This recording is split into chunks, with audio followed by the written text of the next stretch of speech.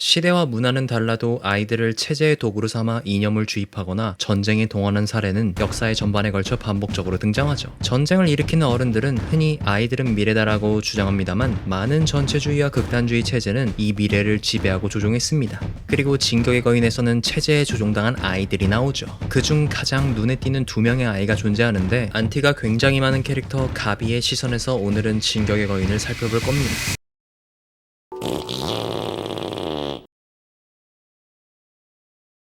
가비는 원작 90이라 에피소드 바다의 저편, 애니로는 60화 바다 저 너머에서 등장했죠. 이때 마레는 중동연합과 전쟁 중이었고, 이 전쟁은 거의 막바지에 다다른 상태였습니다. 하지만 적진의 요새인 슬라바 요새는 쉽사리 뚫기란 어려워 보였죠. 그래서 소모전만 반복되고 있는 찰나에 전사 후보생 4명 가운데서 가비는 가장 자신만만해하며 반드시 자신이 갑옷거인의 후계자가 되겠다면서 섬의 악마들을 몰살시키겠다는 각오를 다짐하죠. 그리고는 갑옷을 계승하기에 어울리는 전사라는 걸 증명하기 위해 마가트 대장을 설득하고는 연합의 신병기 대거인포를 향해 7개의 수류탄을 갖고는 서서히 다가갑니다. 그리하여 중동의 병사들이 방심한 틈을 타서 대거인포가 오는 타이밍에 맞춰 수류탄을 던져 폭파시키는 데 성공하고, 갈리아드가 구출까지 해주며 작전은 성공합니다. 전쟁이 끝나고 레벨리오로 복귀하는 마레군과 에르디아인들은 승리의 축배를 들고 막바지에 큰 공을 세운 가비는 동료들의 응원에 힘입어 오늘의 주인공으로 추앙받게 됩니다. 다음날 레벨리오로 돌아온 가비는 가족들과 다같이 모여 식사를 하는 자리를 가졌고, 라이너에게서 갑옷거인의 계승자가 될 수 있을 것이라는 희망 가득 찬 이야기를 듣고는 더욱더 열심히 하겠다는 다짐을 하죠. 물론 걱정을 하고 있는 카리나 브라운의 마음까지 살피면서 말입니다. 그런데 이야기는 갑작스럽게 라이너가 섬에서 있었던 일을 모두가 궁금해하는 분위기로 흘러가는데, 이 이야기를 조심히 들으며 라이너가 이상해졌다는 것을 느낍니다.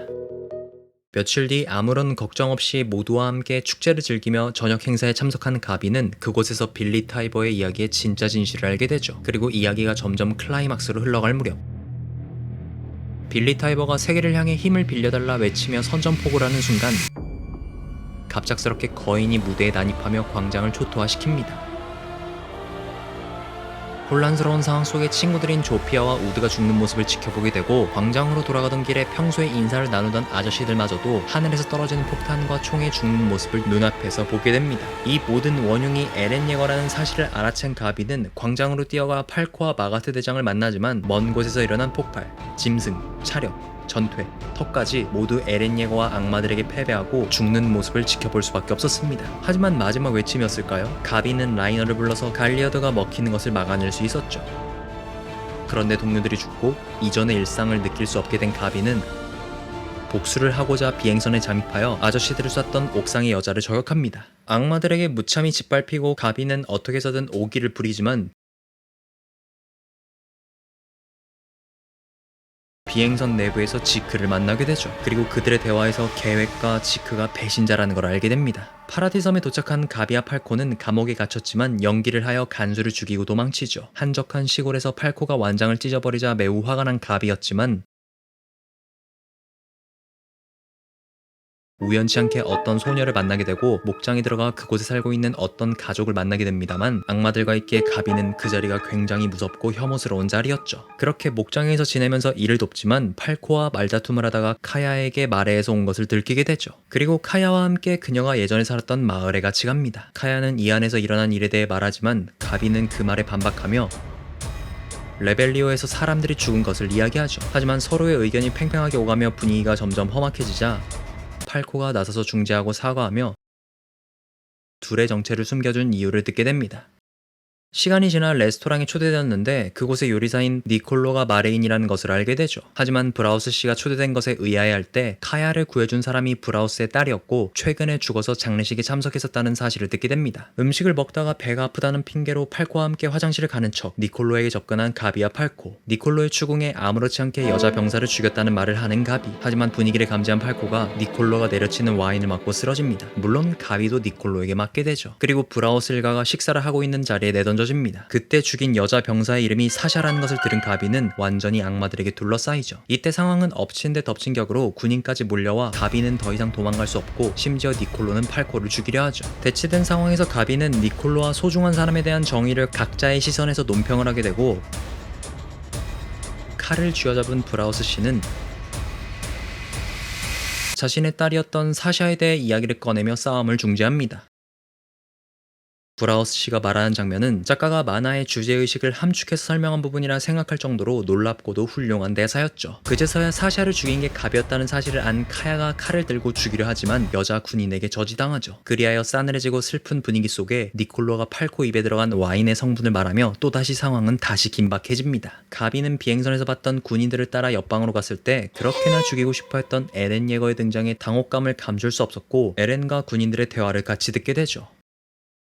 그런데 이들이 갑작스런 난투극에 휘말려 시간시나 구라는 곳으로 연행될 위기에 처하는데 따로 갇혀있던 감옥에 에렌이 들어온 순간 뒤따라 몰래 들어온 피크가 구하러 왔지만 오히려 에렌의 말에 반박할 수 없던 피크 그리고 라이프를 당기려 했던 가비는 항복하죠. 그렇게 가비는 피크와 엮인 채로 옥상에 올라갔을 때 에렌의 아래에서 갈리아드가 나오면서 둘을 구출합니다. 그리고 에르디아 상공의 마레군의 비행선이 등장하죠. 피크와 함께 탈출한 가비는 마가트 대장에게 시조의 힘에 대한 이야기를 하고 팔코가 아직 붙잡혀 있다는 사실을 알리죠. 그리고는 팔코를 구출하러 콜트와 함께 움직입니다. 그런데 우연치 않게도 진짜 길 가다가 팔코를 만나게 되는데 콜트는 팔코를 데리고 있는 악마를 죽이려 하죠. 하지만 가비는 그런 콜트를 막아섭니다. 그들을 봤던 악마는 팔코를 데려와 순순히 건네주고 이들은 자리를 황급히 떠나죠.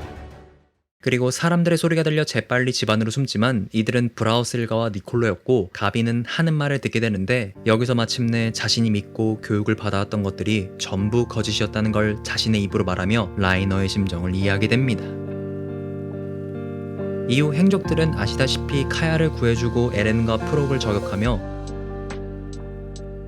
연합이 돼서 천지전까지 참가하여 세상을 구해냅니다. 이렇게 가비의 시선으로부터 진격의 거인을 시작하면 이 만화가 현실이 반영된 만화라는 것을 알 수 있는데요. 인간의 삶 속에서 어린이일 때만큼 선과 악의 회색지대에 놓여있을 때 이 시기야말로 쉽게 한쪽으로 물들기 좋은 시기라고 봅니다. 가비는 한때 선량한 에르디아인임을 증명하기 위해 전사대로서 누구보다 우수한 성적으로 갑옷 거인을 이어받길 원했었죠. 과거의 죄를 씻기 위해 말에 봉사하고 충성과 자기희생, 내면화된 죄책감으로 같은 동족을 악마로서 규정했었습니다. 이로 인해 적의 정의를 내부적으로 정해서 이를 기준으로 증오심을 키웠었죠. 하지만 섬에 들어가 우연치 않게 자신이 죽인 병사의 가족을 만나서 혼란에 빠지고 심리적 충격까지 받았지만 놓여진 진실 앞에서 눈을 돌리지 않고 직접 마주하여 성찰합니다. 특히 에피소드 77화 불시의 습격에서 나온 가비의 독백 장면은 원작으로 봤을 땐 자신이 한 행동을 뉘우치는 캐릭터의 모습이구나. 그래?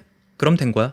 라고 작가가 확실하게 의도한 캐릭터라고 생각했는데요. 이걸 애니로 보면 집안에 없었던 세 장이 보이면서 확실하게 가비가 세 장 바깥을 나와 스스로 생각하는 연출이 정말로 이거 아주 고트임이라고 느껴졌습니다. 이 밖에도 가비의 서사가 애니에서 더 보강되었다고 느껴졌던 기억나는 연출은 60일화에서 브라운 일가가 저녁 식사를 하는 자리에서 분위기가 심각해졌을 때 창문이 갑자기 열려서 카리나 브라운이 닿는 장면이 있죠. 때때로 열린 창문은 외부와의 연결 통로라는 영화적 해석이 있는데요. 이 문을 닫는 것은 관계를 차단하고 사회로부터 단절하는 의미로 읽힐 수 있습니다. 다시 말해 문을 닫으며 가비가 말하는 이 장면은 선량한 에르디아인과 섬의 악마를 구분지으며 어른들이 말하는 것을 비판적 사고 없이 받아들이는 세뇌된 아이의 모습을 의미하죠. 사실 구원받는 과정까지 어떤 시점에서든 가비가 가진 동기를 이해할 순 없었죠. 하지만 이해할 수 없었기에 정말 미묘한 캐릭터였고 낙인이나 고정관념, 인종차별 등의 불안정한 악순환을 보여주는 사례였을 뿐만 아니라 이러한 악순환에서 벗어나 스스로의 의견을 형성하는 법을 배운 사람의 가장 좋은 예의 캐릭터가